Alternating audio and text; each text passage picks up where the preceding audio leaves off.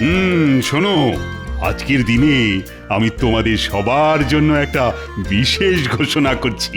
মহারাজ যখন বিশেষ ঘোষণার কথা বলছেন তখন আশা করি এটি খুবই সুখের মানে আনন্দের ঘোষণাই হবে। ঠিক ধরেছ কবি, এটা আনন্দের ঘোষণাই বটে। বাবা বাবা, অনেক দিন কোন সুখ সংবাদ পাইনি মহারাজ। আজ আপনার মুখ থেকেই আনন্দের ঘোষণা শোনার জন্য উদ্গ্রীব হয়ে আছি। মহারাজ আপনি বলুন, আমরা শুনতে চাই। বিলক্ষণ মহারাজ, পূর্ণিমা তিথি এসেই গেছে। এটাই তো সময় যে কোনো আনন্দের ঘোষণা করার জন্য। তাহলে আমার মনে হয় মহারাজকে এবার বলতে দেওয়া হোক। তোমার দেখছি বড়ই তাড়া গোপাল। ও বুঝেছি, আনন্দের ঘোষণা শুনে তুমি উদ্গ্রীব, কিন্তু কেন বলো তো? বাড়িতে মনে হয় তোমার গিন্নি তোমাকে বিশেষ আনন্দে থাকতে দেয় না। ভুল বলছেন মন্ত্রী মশাই, আমার গিন্নি সব সময়ই পরম আনন্দে থাকে, আর গিন্নি আনন্দে থাকলেই আমিও আনন্দে থাকি। বাহ বাহ, চমৎকার চমৎকার। আমার গিন্নি মানে তোমাদের রানীমাও পরমানন্দেই আছেন, তাই আমিও আনন্দে আছি। বেশ বলেছ গোপাল। এখন কথা হচ্ছে, রাখি পূর্ণিমার পুণ্যতিথিতে রানীমা তোমাদের সবাইকে রাখি পরাবেন। এ তো দারুণ খবর মহারাজ। আমি ওনাকে আমার আন্তরিক কৃতজ্ঞতা জানাচ্ছি। সেটা রানীমাকেই জানিও মন্ত্রী। এখানে সবাইকে রাখি পরিয়ে রানীমা যাবেন বাপের বাড়ি তার দাদাদের রাখি পরাতে। সত্যিই খুব আনন্দের খবর মহারাজ। আমাদের রানীমা কাল সবাইকে পরাবেন রাখি, সেই আনন্দে নেচে উঠেছে আমার মনের পাখি। হ্যাঁ সত্যি, এটা খুব আনন্দের খবর। আর এই যে আনন্দ, এটা শুধু মনে, বিজ্ঞান এর হদিশ পায়নি। ঠিক ঠিক। খুবই ভালো কথা মহারাজ, কিন্তু একজনকে নিয়ে আমার খুব চিন্তা আছে। চিন্তা? সে কি, কাকে নিয়ে চিন্তা মন্ত্রী? এই গোপালকে নিয়ে। আমাকে নিয়ে চিন্তা? কিসের চিন্তা? মহারাজ, আমি যেটা ভাবছি সেটা হলো গোপালের যা মোটা চেহারা আর মোটা মোটা হাত, তাতে গোপালকে রানীমা রাখি পরাবেন কি করে? মন্ত্রী মশাইকে সেটা না ভাবলেও চলবে মহারাজ। উনি মনে হয় আমার জন্য একটু বেশি চিন্তা করে ফেলেছেন। সভার শুরু থেকেই আমি সেটা লক্ষ্য করছি মহারাজ। গোপাল, তুমি যে কি বলো, হ্যাঁ? শোনো গোপাল, আমার মনে হয় তোমার হাতে রাখি পরাতে হলে একমাত্র উপায় হলো গরুর গলার দড়ি। এ দেখুন, আপনি কিন্তু একদম বাজে কথা বলবেন না মন্ত্রী মশাই। এটা কিন্তু একদম ভালো হচ্ছে না। মহারাজ, আপনি মন্ত্রী মশাইকে দয়া করে চুপ করতে বলুন। ঠিক মন্ত্রী, তোমার এখন চুপ করে যাওয়াই ভালো। তুমি আর কথা বাড়িও না। আমারও গোপালকে নিয়ে এইসব কথা শুনতে মোটেই ভালো লাগে না। বেশ মহারাজ, আমি চুপ করলাম। শুটকো মন্ত্রী মশাইকে চুপ করতেই হবে। বাহ গোপাল, এবার যে তুমি শুরু করলে। গোপাল, তুমিও চুপ করো না। আমাদের আজকের মতো সভা এখানে মুলতুবি করা হলো।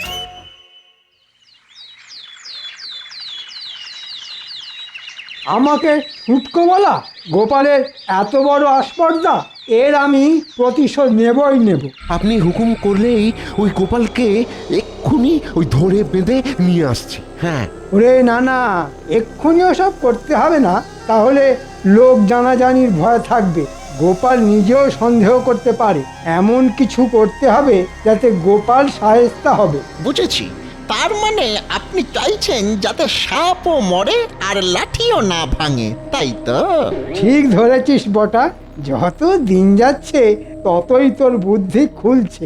শুধু এইটুকুই কর যাতে গোপাল আছাড় খেয়ে পড়ে যায়। শুধু আছাড় এতেই হবে? হ্যাঁ, আপাতত এতেই হবে। আমি এখন যাই, তোরা কিছু কর। গোপালের এই পথ দিয়ে যাবার কিন্তু সময় প্রায় হয়ে এসেছে। কিচ্ছু ভাববেন না মন্ত্রী মশাই, আপনি নিশ্চিন্তে বাড়ি গিয়ে নাকে তেল দিয়ে ঘুমন।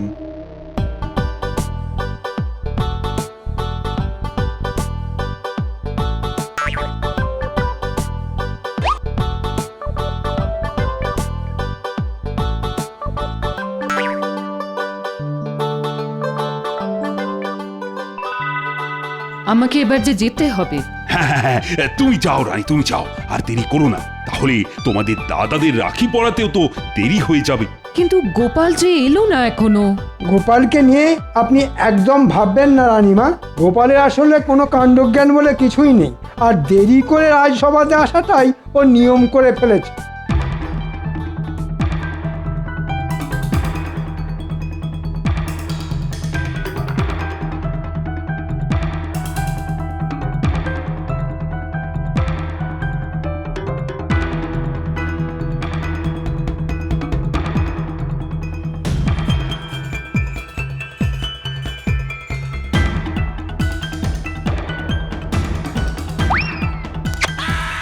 আইগো, ওরে বাবা রে, মরে গেলাম, কে আছো? আমাকে একটু ধরে তোলো। ও কি সর্বনাশ, আমার আমার তো পুরো গায়ে কাটা লেগে গেল। ও ও ওরে দেখ, এই বুড়োটা কিরকম কাদায় পড়ে খেলা করছে। এই জন্য বলা হয় বুড়ো মানে বাচ্চা, খেলার আর কিছু পেলে না, শুধু ওই কাদা। আমি বুঝতে পারছি আমার এই হাল কি করে হলো। তা তোরা কি আমাকে তুলবি নাকি শুধুই হাসবি? তুমি আরো খানিকক্ষণ ওই কাদার মধ্যে খেলো, বুঝলে? হ্যাঁ, তোমাকে তুলতে অনেক বড় বড় পালোয়ান লাগবে, আমাদের অত শক্তি কোথায় গো।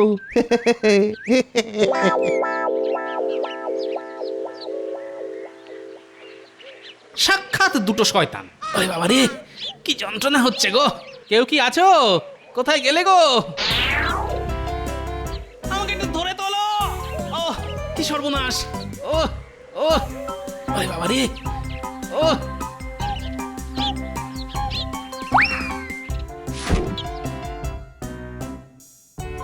এ কি গোপাল দাদা, পড়ে গেলে কি করে? পড়েছি কি আর সাত করে?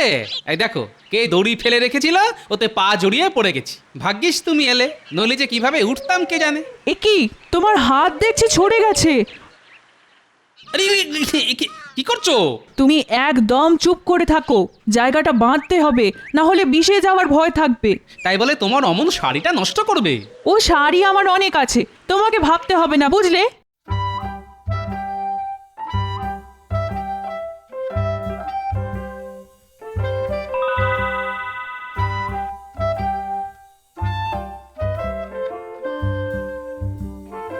কি ব্যাপার গোপাল, এত দেরি কেন? রানীমার রাখি পরানো যে হয়ে গেল।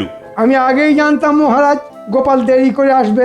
মন্ত্রী মশাই, আপনি যে জানতেন সেটা আমি ভালোই বুঝতে পারছি। তুমি ঠিক কি বলতে চাইছো গোপাল? গোপাল, তুমি দেরি করে এসেছো সম্পূর্ণ তোমার দোষে। এখন উল্টো পাল্টা কথা বলে কথা ঘুরিও না তো। আমাকে মার্জনা করবেন মহারাজ, আমি একটু পড়ে গেছিলাম এই আর কি। কিন্তু বাকি কোনো সভাসদদের দেখছি না মহারাজ। কেন গোপাল, তাদের কি ঘর বাড়ি নেই? তুমি কখন আসবে সেই জন্য তারা সবাই বসে থাকবে, এটা তুমি আশা করো কি করে? না না না না, আমি কোনো আশাই করিনি। তবে কিনা বাড়িঘর নিশ্চয়ই আপনারও আছে, তাও আপনি আমার জন্য বসে আছেন দেখে আমি যার পর নাই আনন্দিত। আমার কথাতেই মন্ত্রী এখনো আছে গোপাল। তুমি নিশ্চয়ই জানো যে তোমাদের থেকে মন্ত্রীর কাজ কিঞ্চিত বেশি। যাই হোক, তোমার এখন কোনো কাজ নেই গোপাল, তুমি এখন আসতে পারো। যথা আজ্ঞা মহারাজ।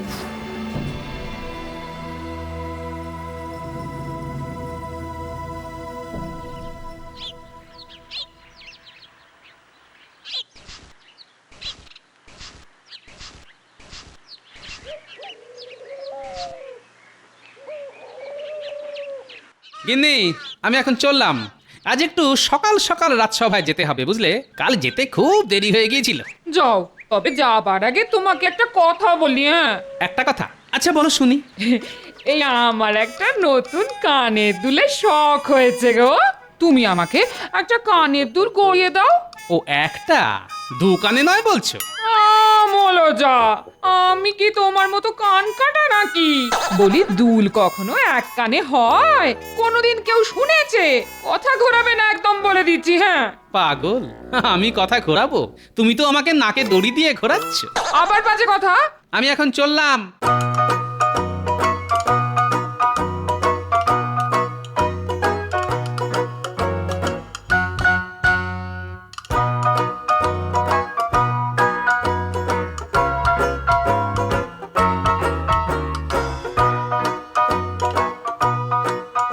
এবার এই কাজটাও করতে হবে রে বটা ঘটা।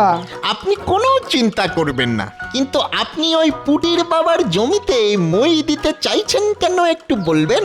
শোন, ওই পুঁটির বাবা অনেক ভাগ চাষিদের দিয়ে চাষ করিয়েছে, আর জমিতে পাকা ধান পুরো ভরে আছে। তোরা তো জানিস যে সমস্ত চাষি পাকা ফসল ফলায় তাদের কাছ থেকে আমি নিজের জন্য একটু বেশি করে খাজনা নিই। মন্ত্রী দেখছি খুব গদগদ হয়ে বটা আর ঘটার সাথে কথা বলছে। এবার আমি বেশ বুঝতে পারছি কালকে আমার পড়ে যাবার জন্য ওই মন্ত্রীই দায়ী। মন্ত্রী আমার ভাবমূর্তি মহারাজের সামনে খারাপ করার জন্য উঠে পড়ে লেগেছে। না, এর একটা বিহিত করতেই হবে আমাকে আজ রাজসভায়।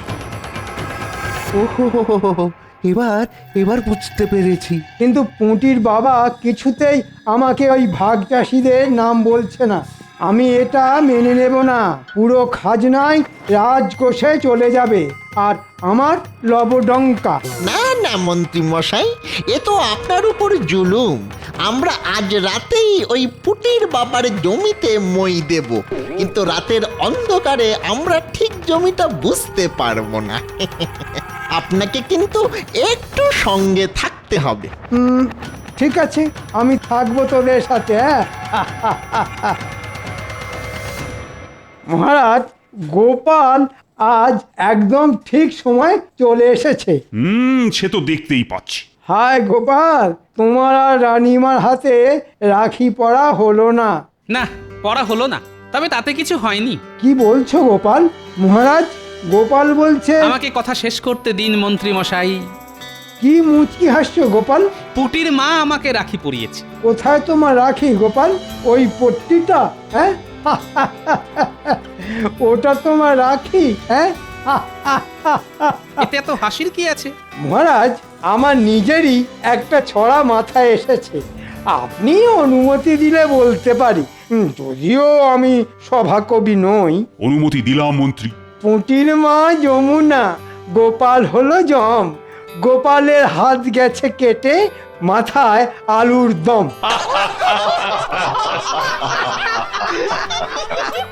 শুধু হাত নয়, নয় শুধু মাথা, লেগেছে যে পাঁজরে। এসবই হলো মন্ত্রীর বিষ চোখের কুনজরে।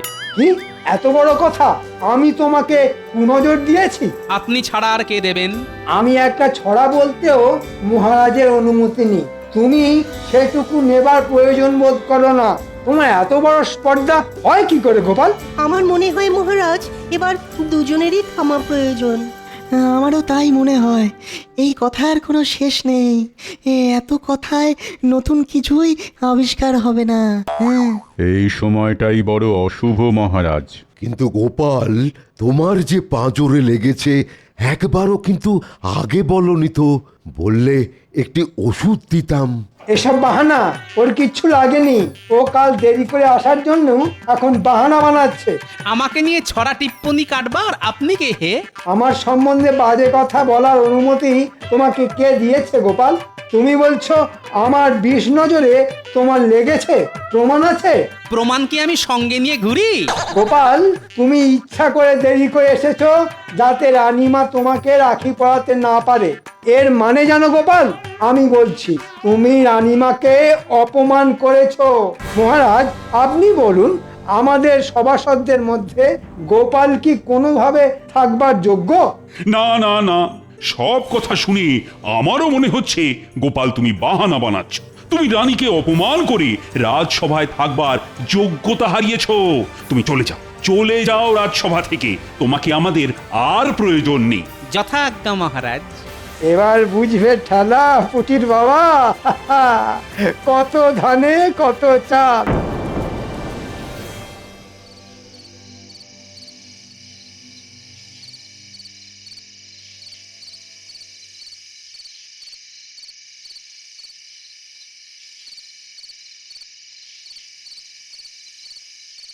নে, তোরা কাজ কর, তোরা কাজ শুরু কর।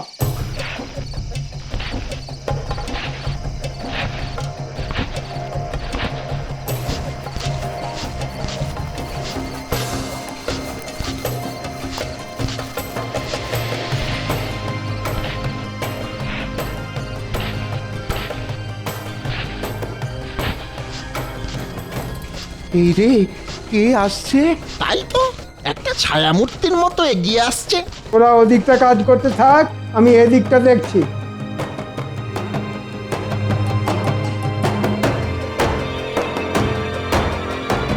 এই কে?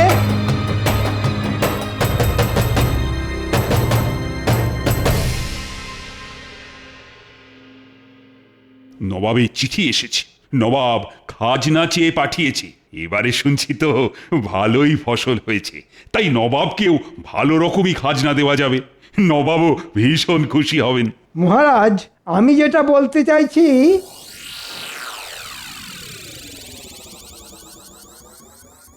কি তোমরা এভাবে রাজসভায়, কিছু কি হয়েছে? কেঁদো না, কাঁদলে না আমি বড় অসহায় বোধ করি। কি হয়েছে আমাকে বলো, আমি কিছু একটা উপায় বার করব। মহারাজ, আমাদের সর্বনাশ হয়ে গেছে। এবার সুন্দর পাকা ধান হয়েছিল, কিন্তু রাতের অন্ধকারে কেউ আমার জমিতে মই দিয়ে সব নষ্ট করে দিয়েছে। সে কি, কে করতে পারে এমন ভয়ানক কাজ? মন্ত্রী, তুমি কাউকে আন্দাজ করতে পারো? আগে না মহারাজ, একদম না। আপনাকে খাজনা দেবার মতো আমাদের যে কিছুই নেই মহারাজ, আমাদের যে সব হারালো। ঠিক আছে ঠিক আছে, তোমরা আর কেঁদো না, এখন ঘরে যাও তো যাও। যেই দোষী হোক সে নিশ্চয়ই শাস্তি পাবে। আর তোমাদের খাজনা পুরো মকুব। না না না, কোনো খাজনা দেবার প্রয়োজন নেই। না না না না না, এ আমি কিছুতেই মেনে নেবো না। কৃষ্ণচন্দ্র যা খাজনা পাঠিয়েছে তা না পাঠানোর মতোই। এইটুকু খাজনাতে কি হবে? কোথাকার কে পুঁটির বাবা তার পাকা ধানে কে মই দিয়েছে সেটা শুনে নবাব কি করবে? হ্যাঁ গো, আমার সোনার দুলের কি হলো? ধুত্তর, একেই দেখছো মহারাজের ওখানে চাকরি আমার চলে গেছে, সংসার কিভাবে চলবে সেটাই ভাবছি, ইনি এলেন সোনার দুলের কথা বলতে। ওরকম শখের চাকরি করাও যা আর না করাও তা। ওই যখন চাকরি করতে তখনও তো শুনতাম তোমার নাকি কড়ি মোহর কিছুই নেই। আমি কিচ্ছু শুনতে চাই না।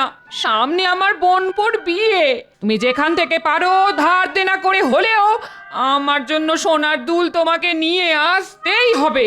কি আবদার? আচ্ছা, কাল যাবো শাকরার কাছে, বাকিতে যদি দেয়। ঘরে না বসে থেকে তাই যাও।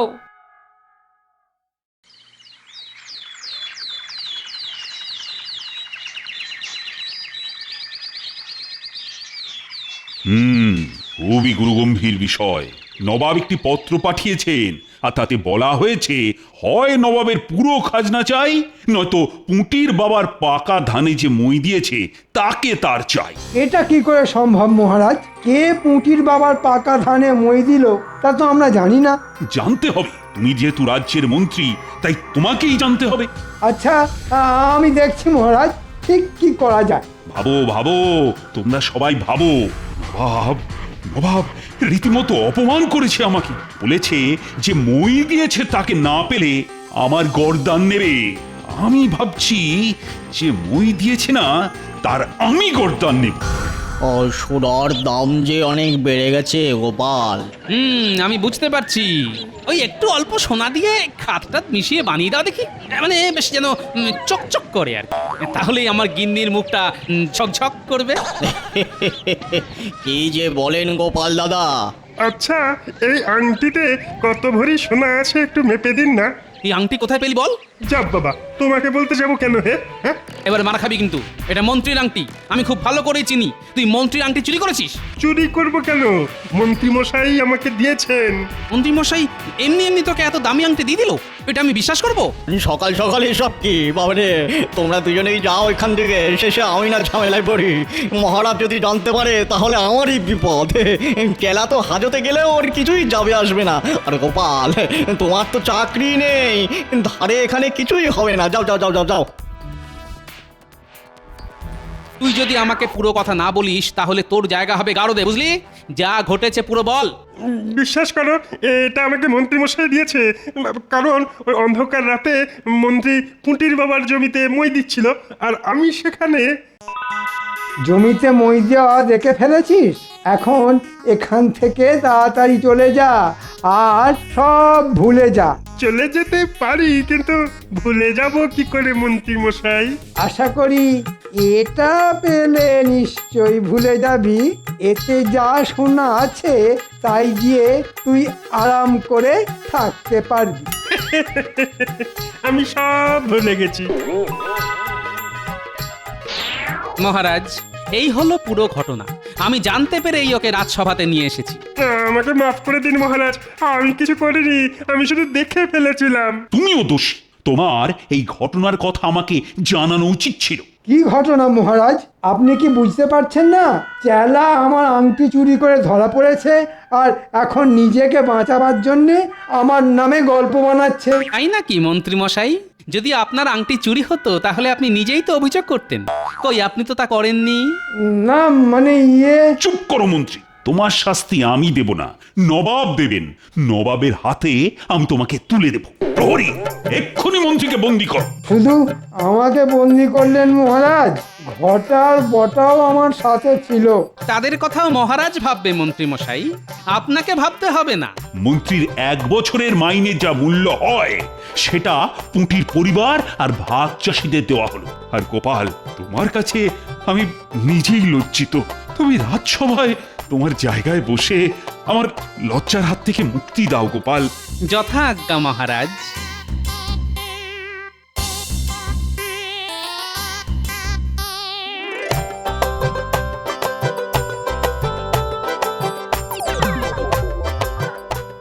গোপাল দাদা, তুমি আমাদের যা উপকার করলে তা কোনোদিন ভুলবো না। রাখি পূর্ণিমার দিনে তুমি কাপড়ের পাড় ছিঁড়ে পট্টি বেঁধেছিলে আমার ক্ষতস্থানে, ওটাই ছিল আমার কাছে রাখি।